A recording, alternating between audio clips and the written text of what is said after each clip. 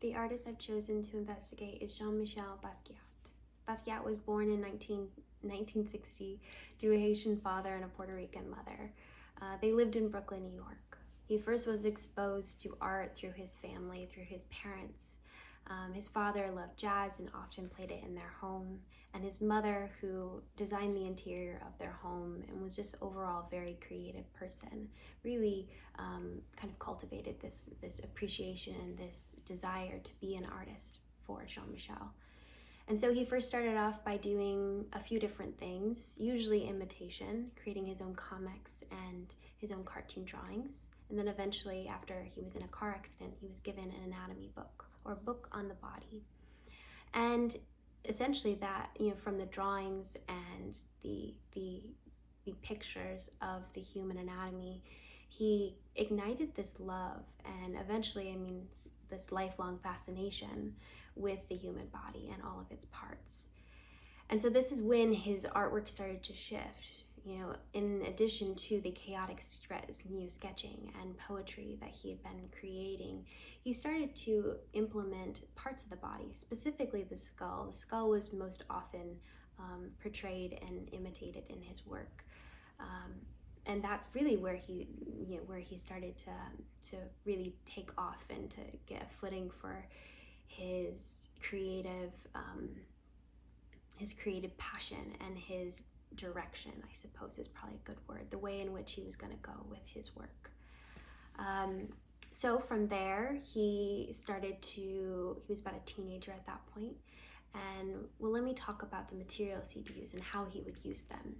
So his art was never consistent. Some artists have very consistent, I'm an oil painter, something like that. But with him, he was very fascinating. He would use all different forms, and not exclusively either, not just one, but he would use multiple in the same painting. And so he would use oil sticks, and he would use pencils, and he would use pens, and he would use spray paint.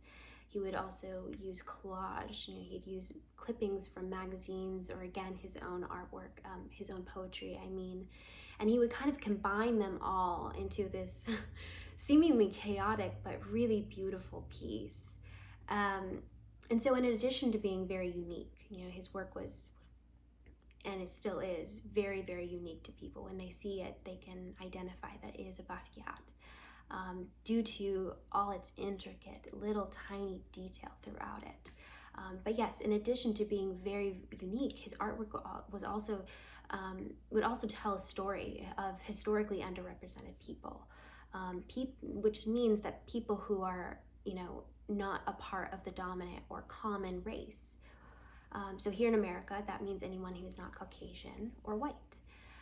So this is going to mean people who are Black, Native American, Asian, Pacific Islander, or Latinx. Any of those people would qualify underneath that umbrella of being a minority or an underrepresented race or people.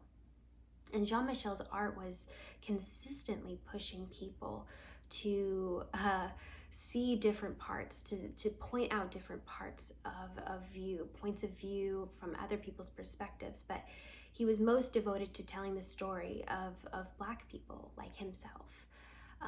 This was, a way for him to display both their power and their vulnerability, not just present day, but historically. He did a lot with drawing attention to the slave trade that happened, the Atlantic slave trade, as well as things that have happened more recently in our culture when it comes to Black people. And so anyway, all of that combined has made him into an incredibly interesting and unique artist, in that he's not just an artist, but he's also an activist, somebody that fights for other people, that draws attention to things that don't necessarily make sense, just points out a different point of view. And so anyway, all this to be said, he's quite an amazing and incredible artist. His work can still be found in several museums around the world, and I'll end with a quote of this part, and then I'll read one of my favorite quotes by him. He says, "I don't think about art when I am working or creating. I try to think about life." which I think is really great. So this is a really great book that I've just discovered, and I can't believe it's taken me so long. It's called Radiant Child, the story of Jean-Michel Basquiat, or rather a story of a young artist, Jean-Michel Basquiat. It's by Javek Steptoe. I might have not pronounced that correctly. So another thing that was commonly found in Jean-Michel's work was vivid colors, and so you'll see that throughout this book. Somewhere in Brooklyn, between hearts that thump, double Dutch and hopscotch, and salty mouths that slurp sweet ice, a little boy dreams of being a famous artist.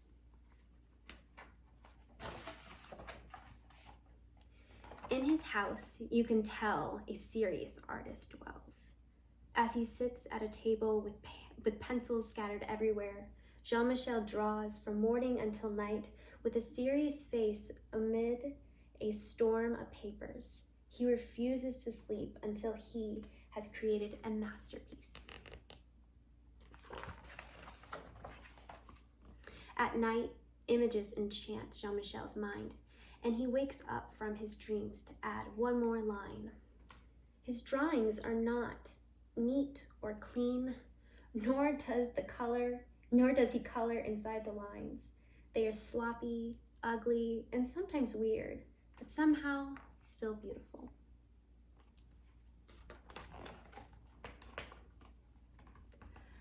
His art comes from his mother, Matilde, a Puerto Rican woman who designs and sews, cooks and cleans, and makes the home look like a stylish magazine. But most important, she lies on the floor and draws with Jean-Michel on his father's old work papers. Oh.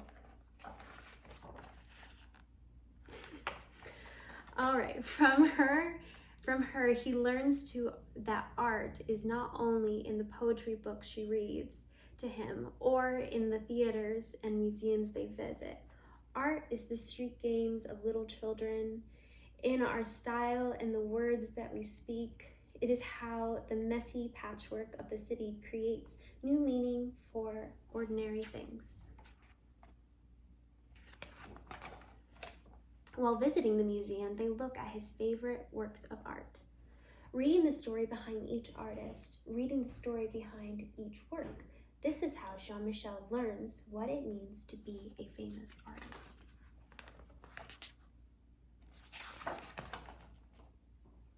Back at home, he creates art on the floor as his father, Gerard, plays jazz records. Mama cooks, oh goodness, Azora con Polo, that's not how you pronounce that, I apologize, and calls Jean-Michel mi amor. The energy and life of the city can be felt in each line of his drawings. Probably tells where I messed up on that word. All right, as time goes by, Jean-Michel learns that art has a healing power. After a car accident, he is scared and confused. Matilde gives him a book that calms his fears. It is filled with pictures of bones, skulls, and other body parts. Jean-Michel draws from it until he knows it all by heart. He is no longer afraid.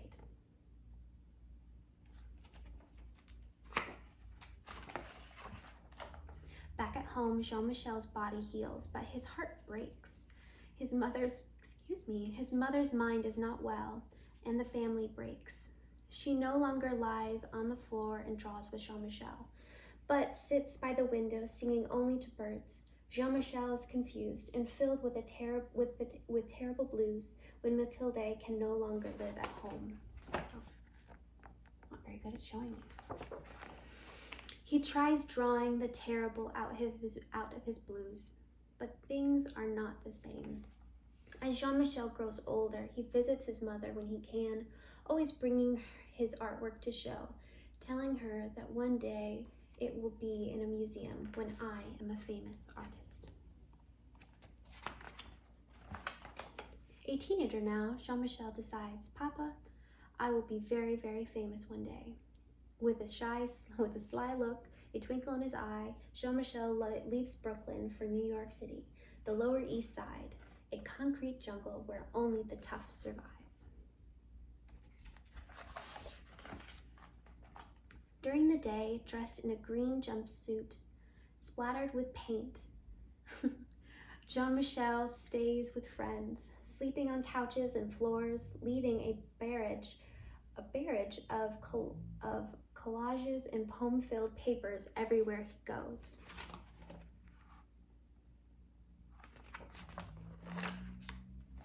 At night, Jean-Michel spray paints the walls downtown with poems and drawings that catch the eye of artists, gallery goers, and passerby.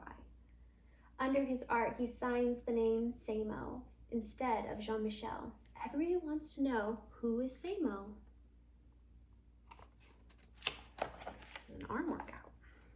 Samo moves from street corners to art gallery walls with powerful color composition and line and collaging and painting on everything he can find. His art is still not neat or clean, and definitely not in the lines, but somehow is still beautiful.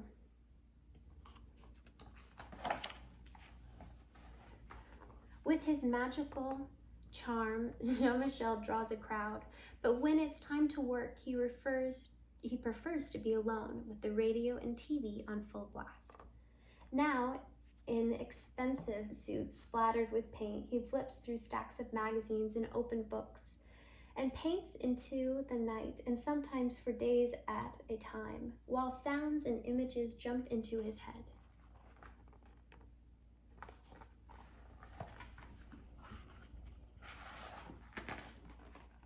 Jean-Michel, an artist among artists, never doubts one line, creating from a soundtrack that is all his own. I love that. People describe him as radiant, wild, a genius child. But in his heart, he is a king, so he draws crowns for himself and others that he admires.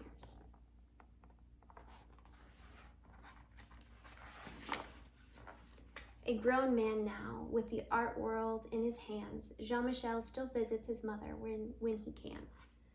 And at his most important shows, above all the critics, fans, and artists he admires, the place of honor is his mother's, a queen on a throne. He is now a famous artist.